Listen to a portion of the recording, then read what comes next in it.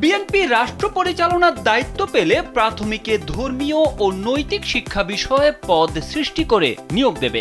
শনিবার রাজধানীর ওসমানী মিলনায়তনে জাতীয় মূল্যবোধ সংরক্ষণ পরিষদ আয়োজিত সেমিনারে একথা বলেন দলটির স্থায়ী কমিটির সদস্য সালাউদ্দিন আহমদ।